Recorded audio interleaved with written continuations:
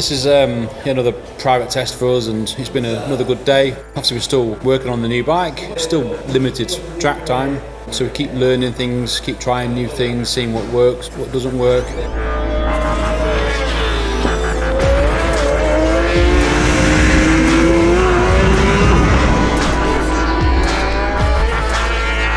So yesterday, full day on circuit for F3 guys. Not that many cars here albeit, but a full day for them.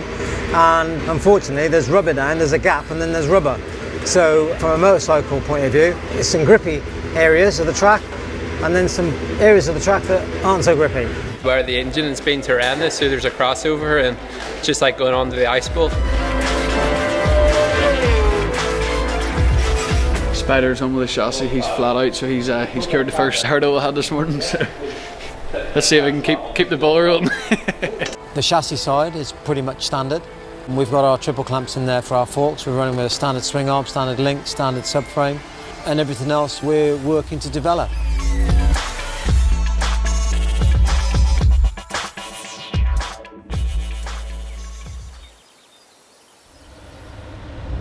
So leaving Stetson test, we'd got basically all the parts and mechanical bits and pieces that we were going to have for the next few weeks, and concentrating on the electronics, concentrating on torque mapping, dyno work to improve the Fireblade ready for round one.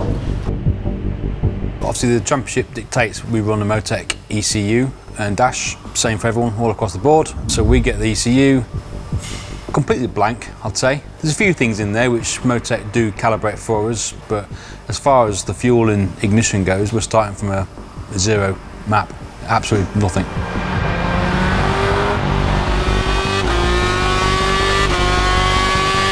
Yeah, so on the fueling side of it, basically we tell it how much fuel to put in.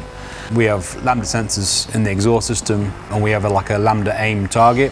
So we add or take away fuel to get that target. Not only do we tell it how much fuel to put in, we tell it when to put it in. And on most modern bikes these days, they have an upper and lower injector. It's for throttle control or response, and then top end. So it's a balance between the two injectors to get the best throttle control and the best performance you can.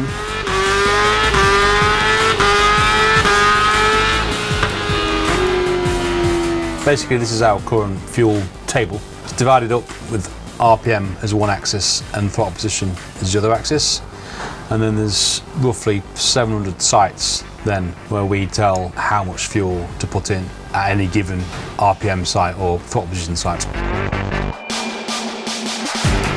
Doing the fuel map and the ignition map on the engine dyno at Mugen is key really, because we can hold it at each RPM site, each throttle site. We hold it there and then we can set the fuel in to give maximum torque. And if we do that at every site, we build a torque map and we can then smooth it out with the throttle to make the delivery as smooth as possible.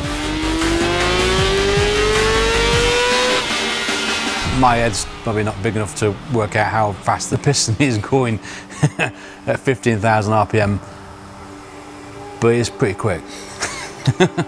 And you've got to work out how many times to fire, when to fire, how early, how late, how much fuel.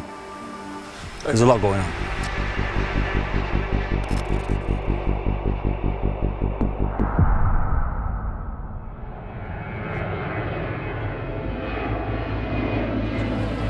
I think coming here to Donington for round one, we kind of knew things were heading in the right direction from the test, but to come here and be so strong that we have been in Superbike and Superstock, I think is an incredible testament and statement to the new Fireblade.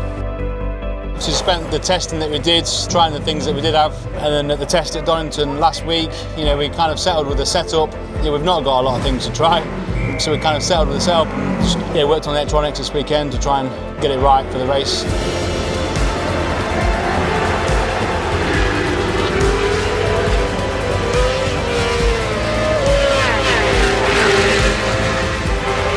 To win 2 British Superbike races in one weekend is a big achievement, I think, especially for us coming here with a brand new bike. And to summarise the weekend, absolutely amazingly. It's been mega. 3 podiums, 14 points behind in the championship. We can keep motoring on and developing the new Fireblade. Like, we're on road bike swinging arm, pretty much stock engines. lots of stock components in the bike. It bodes so well for the lifespan of the Fireblade. I'm so excited to see what it's going to be like in 2021 even. You know, it's an incredible bike.